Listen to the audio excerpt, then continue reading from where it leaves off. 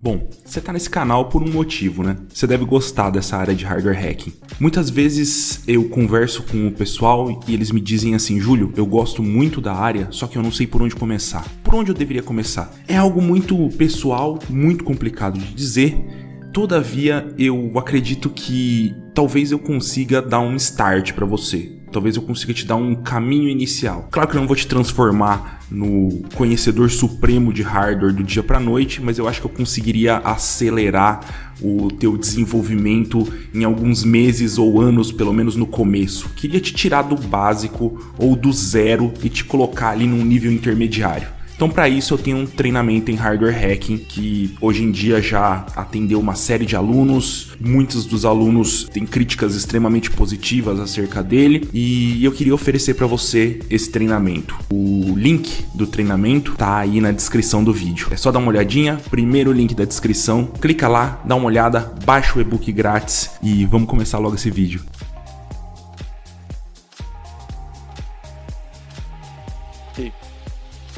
Uma outra coisa legal que eu queria mostrar para vocês é o seguinte. Dentro dessa questão de injections, como eu falei no começo da palestra, eu não preciso necessariamente fazer injeção diretamente no microprocessador, no microcontrolador. Eu posso tentar injetar falhas na transmissão de dados, no barramento de transmissão de dados. Eu posso tentar impedir que o barramento de dados transmita determinadas informações, ou eu posso tentar forjar determinadas informações também. O que eu vou fazer aqui é mostrar para vocês como é fácil conseguir root num dispositivo embarcado, num roteador no caso, simplesmente impedindo que o Squash File System leia determinadas informações dentro da memória da EEPROM e traga para a memória RAM. O que eu vou fazer aqui? Primeira coisa que eu fiz foi abrir meu roteador, olhei, pesquisei para saber qual era a memória EEPROM que estava ali, percebi que era uma memória da Winbound, que é a W25 Q64, né, o Q de 64 de memória, né, 64 MB, BV. Percebi através disso que o datasheet dessa memória funciona dessa maneira. Então eu tenho um chip select, um data out.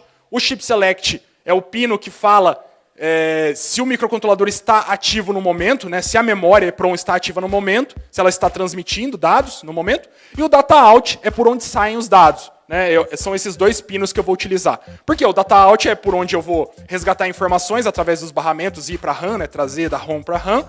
E o chip select, é importante que ele esteja em estado alto para poder transmitir. Se ele estiver em estado baixo, a EEPROM vai estar surda, ela não vai responder a nenhum tipo de informação. Qual seria o funcionamento normal do meu roteador? Aqui eu liguei o roteador também na interface serial, utilizando o UART, estou me comunicando de USB para serial. E a partir daqui vocês podem perceber, é um pouco difícil de ver, mas quando a gente liga o roteador, ele traz login e senha. Eu vou ligar o roteador aqui para mostrar para vocês que quando a gente liga, ele traz o login e senha, e a partir desse login e senha, se eu não tiver o login e senha, não tem como logar, eu posso até tentar fazer um brute force. Mas a questão é que, infelizmente, ele tem esse login e senha. Agora percebam aqui como funciona a questão quando você não tem um login e senha. Coisas que você poderia fazer no seu embarcado, e não necessariamente um roteador, mas qualquer dispositivo embarcado, qualquer IoT que tenha console serial, você poderia tentar esse tipo de ataque.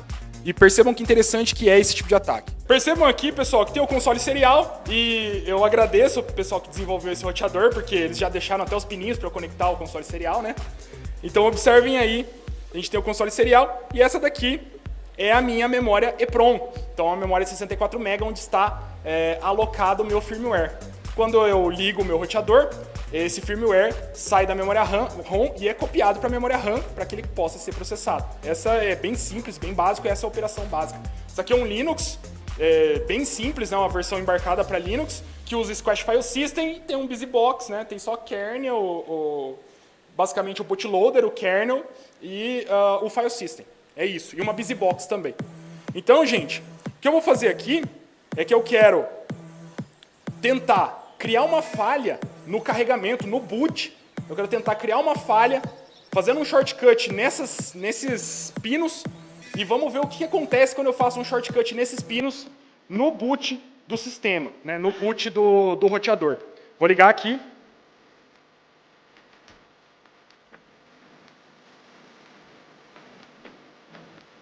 Beleza.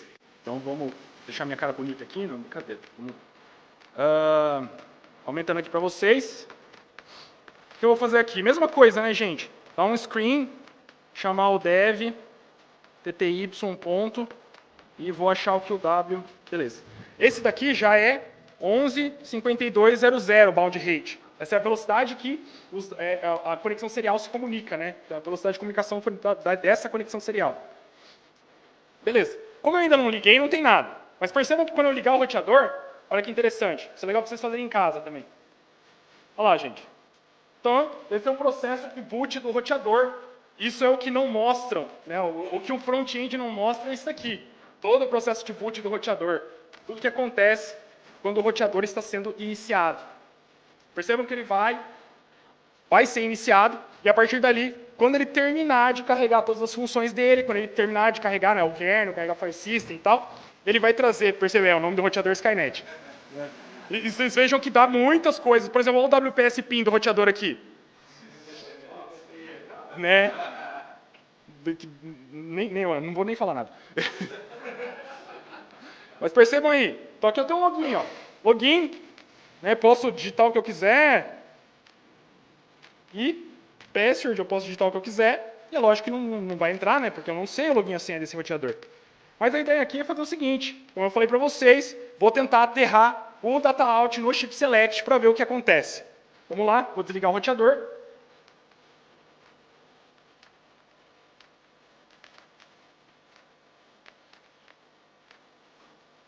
Ok. Ligando o roteador de novo. Vou esperar até ele carregar o boot, carregar o kernel, né? O bootloader carregar o kernel. E agora eu vou começar a zoar ele. Ó. Olha lá, pessoal. Squash File System.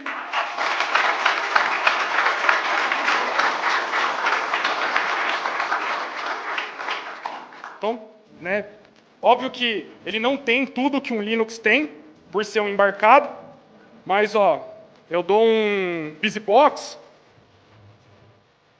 que é a caixa de ferramentas dele, e ele me traz aí algumas das funções, alguns do que eu posso utilizar no Linux aqui, né? Então percebam que tem coisas muito interessantes, por exemplo, Netcat, né? Tem um Netcat instalado. Enfim, né? Tem função host, tem o wget instalado também. Então tem várias coisas aqui que eu posso utilizar para modificar, né? Você vê, se eu dando um PWD aqui, eu estou no root, né? Como vocês puderam perceber. Tem função ping, enfim, df ou dms. Percebam o que acontece quando eu dou um dms. Ele não carregou completamente as funções do file system, né? Então ele começa a zoar completamente, né? Ele começa a zoar as instruções. Então percebam que isso... O que aconteceu aqui?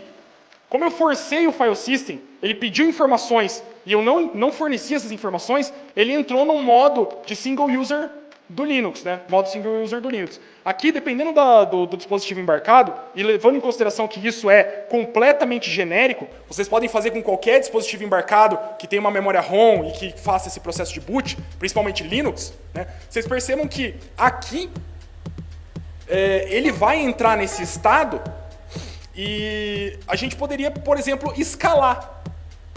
Eu poderia mudar as linhas de comando do boot e passar para multi-user e, sei lá, cadastrar um usuário para poder ter acesso administrativo a essa plataforma, a esse IoT ou a esse embarcado. Então, gente, inclusive esse tipo de falha, de vulnerabilidade, é amplamente utilizado para onar dispositivos como Alexa ou outros dispositivos que se utilizam de sistemas embarcados relacionados a IoT. Quanto mais complexo, melhor. Sempre quanto mais complexo, vai ter sempre um console serial ou mais de um console serial rodando. Então isso aqui é o ponto de partida para que a gente possa onar certos dispositivos. Percebam que rápido, né? Coisa simples, né? Você simplesmente parou de fornecer as informações, porque aqui o hardware ele é muito trusting, né? O hardware trust é uma questão bem complicada, porque o hardware ele confia. Você confia no barramento, você confia que aquela informação vai voltar da maneira que você quer, como você gostaria e da maneira que você gostaria. A partir do momento que eu não trago a informação da maneira que eu gostaria, o sistema não sabe o que fazer. Então ele entra lá no modo default, né, no single user mode do Linux, que seria o modo default. Aqui é um top, né, que eu estou mostrando para vocês quais são os processos que estão rodando. Isso aqui, bom, como eu não sou suicida nem nada, o que eu tentei fazer? Obviamente que eu gravei uns GIFs, né, fazendo um ataque, caso não funcionasse ao vivo, eu ia mostrar pra vocês.